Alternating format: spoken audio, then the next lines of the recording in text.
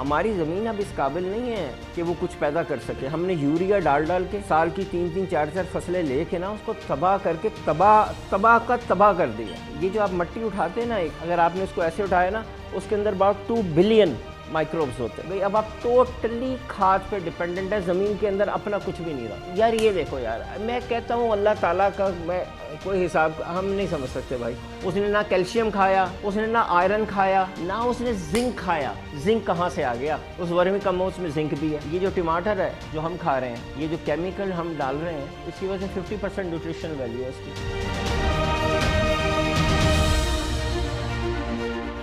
काम वो करना है जिसमें मिनिमम 2 विन्स ज़रूर हो।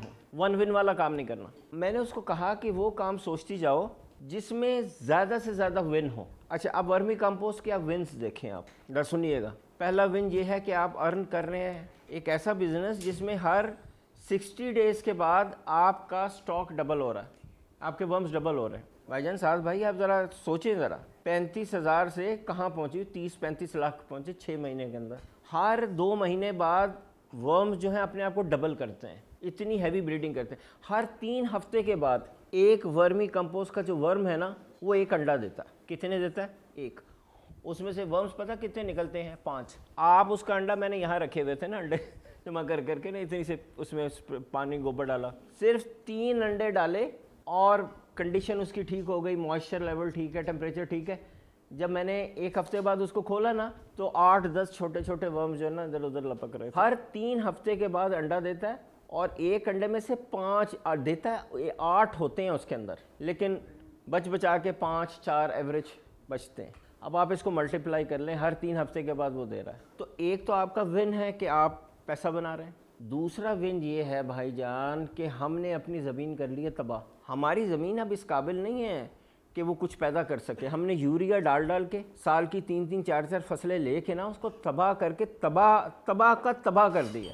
वो ज़मीन जो है, अब ये देखिए, अब करते हैं हम यूरिया का और वर्मी कंपोस्ट का कंपैरिजन। जब आप यूरिया डालते हैं ना एक दफ़ा, तो यूरिया की ख़ास बात ये है, मैं टेक्निकल वर्ड के नाइट्रोजन फिक्सेशन और ये वगैरह वर्ड यूज़ नहीं करता। मैं सादी सी आपको ये बात बताता हूँ कि आपकी ये ज़मीन थी, बिल्कुल वर्जिन लैंड थी। सोचें वहाँ कुछ भी नहीं था, आपको वर्जिन लैंड मिल गया, आपने जंगल झाड़ियाँ साफ़ की, आपने फसल लगा दी, तो वो जो ज़मीन की न्यूट्रिशन थी, जो उसकी स्ट्रेंथ थी, वो आप 100 कर लें। आपने वहाँ फसल लगाई, गंदम लगा ली, गन्ना लगा लिया, कॉर्न लगा ली, जंतर लगा लिया, जो भी लगा ली। जब साथ आपने उसको 3 महीने बाद फसल को उतारा यूरिया डाल के, उस ज़मीन की जो 100% वैल्यू थी ना, माइक्रो इकोसिस्टम जो बिल्ड हुआ था ज़मीन का, सॉइल का, वो 50% पर रह गया। आप 3 फसलें लें, 3 साल के बाद बेकार। अब आपको डबल, आपको कंटिन्यूसली यूरिया की बढ़ाते रहना पड़ेगी। और हम वहाँ पहुँच गए हैं जहाँ पे, अच्छा अभी मैं आगे चल रहा हूँ,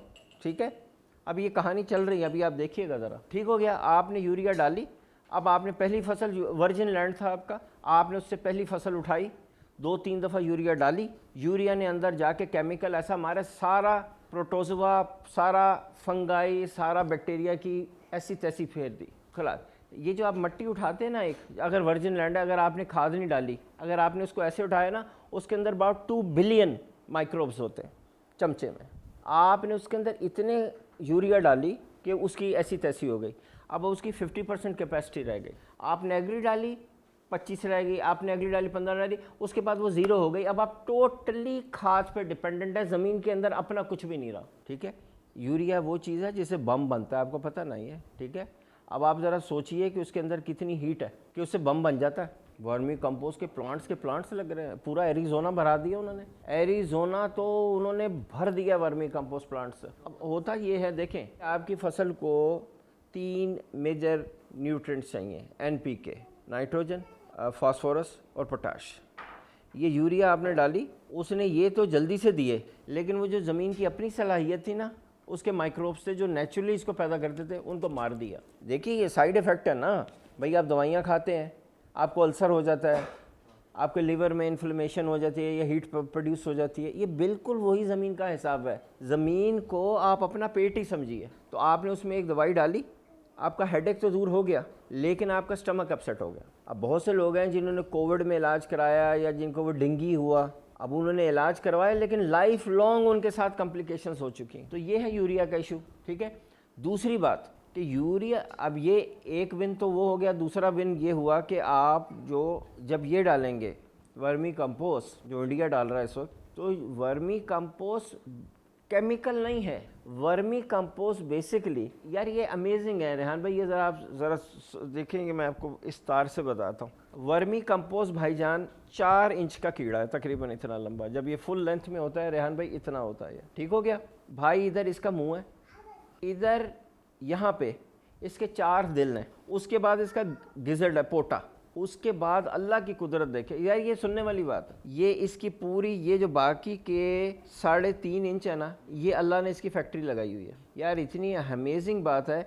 ये यहाँ से गोबर इसने खा के जब ये यहाँ चलना शुरू हुआ ना, आप समझिए कि अगर बड़े स्केल पे देखनी हो ना तो ये 1/4 किलोमीटर की एक फैक्ट्री लगी हुई है ये इतनी सी। इस इतने से टाइम में जब तक वो इसको एक्सक्रीट करेगा, इसके अंदर 14 essential nutrients and minerals add हो चुके होंगे। This is exactly the same process which takes place in bee which converts nectar into honey, and here that is for human beings to consume, and here we have an insect that is eating nectar, gobar, and producing honey for the soil, black gold। और आप देखिए कि दोनों कीड़े हैं छोटे से, और ना आप मक्खी के पेट से निकले हुए हनी की रिप्लेसमेंट आपके पास, और ना कीड़े के पेट में से निकले हुए वर्मी कंपोस्ट की रिप्लेसमेंट। अल्लाह ताला ने कहा तुम इंसान बने पड़ते फन्ने खान बहुत बड़े, ये लो मैं तुम्हारी ज़मीन के लिए जो न्यूट्रिएंट बना रहा हूँ ना, तुम इसको कोई अपनी तरफ से बना के दिखा दो, और ये शहद है ये मक्खी के पेट से निकाल रहा हूँ, तुम इन दोनों चीज़ों को बना के दिखा दो, मैं तुम्हें मान जाऊँ। इंसान ये दोनों चीज़ें नहीं बना सकता। तो उसके इसमें से जो निकलते हैं ना, अब वो 14 न्यूट्रिएंट्स जो वर्मी कंपोस्ट उसने दी है बिल्कुल टी की तरह होती है, उसमें 14 न्यूट्रिएंट्स होते हैं यार। ये देखो यार, मैं कहता हूँ अल्लाह ताला का मैं कोई हिसाब हम नहीं समझ सकते भाई। एक पौधे को साथ 14 न्यूट्रिएंट्स चाहिए, ये 14 का नंबर मैजिक नंबर है, ये याद रखना, बहुत सी जगहों पे अप्लाई होता है। 14 न्यूट्रिएंट्स चाहिए, और एक कीड़े में से जो वर्मी कंपोस्ट निकलती है खा के, उसका जो फुजला है, वेस्ट है, उसमें एग्जैक्टली 14 वो कंपोनेंट्स हैं। 4 मैक्रो, फिर बाकी के 5 मैक्रो न्यूट्रिएंट्स, और फिर 9 माइक्रो न्यूट्रिएंट्स, सारे के सारे उसमें से निकल के अल्लाह ताला ने कहा ये ए फाड़ फिर ए करके दसो तुसी। अभी ये कहानी चल रही है भाई।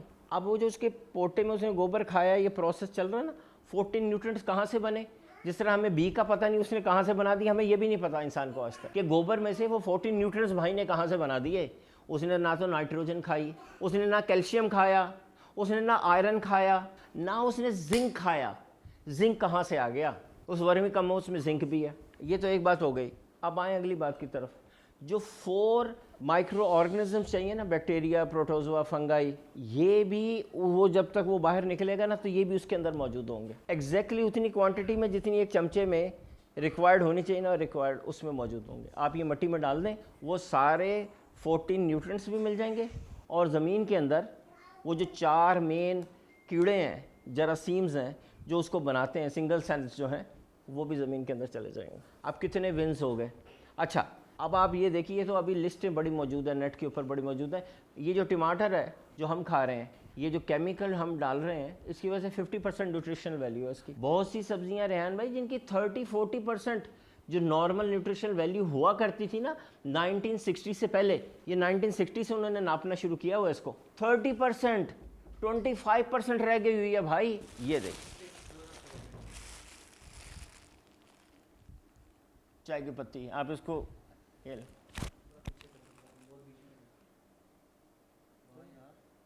भाई एनईडी ऑफर करने लगी है। एनईडी का वाइस चांसलर खुद चल के आया है और कहा ही आप हमारी यूनिवर्सिटी में कोर्स कराएं। इंडिया में यूनिवर्सिटी स्टूडेंट्स को करा रहे हैं, IIT के स्टूडेंट्स को, इंडियन इंस्टीट्यूट ऑफ टेक्नोलॉजी के इंजीनियर्स को करा रहे हैं कि ये प्लांट्स लगाओ। कहाँ यार दुनिया कहाँ जा रही है।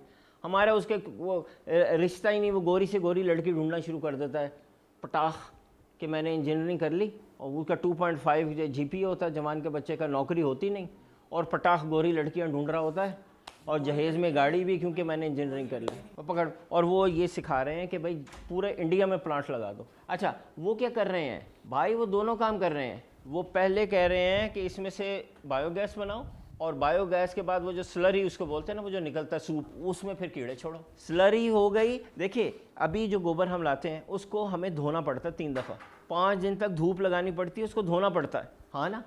मीथेन निकल गई ना, मीथेन से तो बायोगैस बन गई, खत्म। इसको दोबारा खाता है? नहीं खाता, हाथ भी नहीं लगाता, हाथ भी टच नहीं करता। सेपरेट कैसे करते हैं गोबर और? हाँ, ये हम 1 फीट का इसको करते हैं, ये ऊपर डालते हैं।